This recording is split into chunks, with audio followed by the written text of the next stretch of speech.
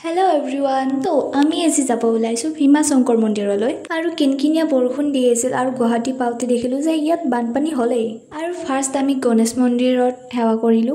আৰু বৰষুণ দিয়ে আছিল কিন্তু আমি তাত নৰৈ শিৱ মন্দিৰটোত আহিলো আৰু ইয়াত চাকি বন্তি জ্বলাই এতিয়া আমি সেৱা কৰিবলৈ যাই আছো আৰু বৰষুণ দিলেও কিন্তু তাত পৰিৱেশটো বহুত বেছি ভাল লাগিছিল আৰু সেৱা কৰি আহিলো তাৰ পিছত তাত ভাণ্ডাৰা আছিল এনে কিন্তু নাথাকে আজি আছে সো তাত খাবলৈ সোমালো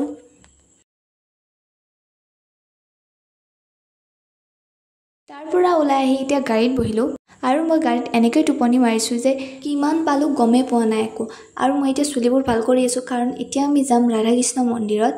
আৰু ইয়াত সোমোৱাৰ লগে লগে মোৰ এই গৰমত ঠাণ্ডা লাগিব ধৰিছে আৰু ইয়াত পেণ্ডেল দি আছিল কাৰণ জন্মাষ্টমী আহি আছিল আমি আগষ্টতে গৈছিলো বাৰু এতিয়া আপলোড কৰোতে অক্টোবৰে পালে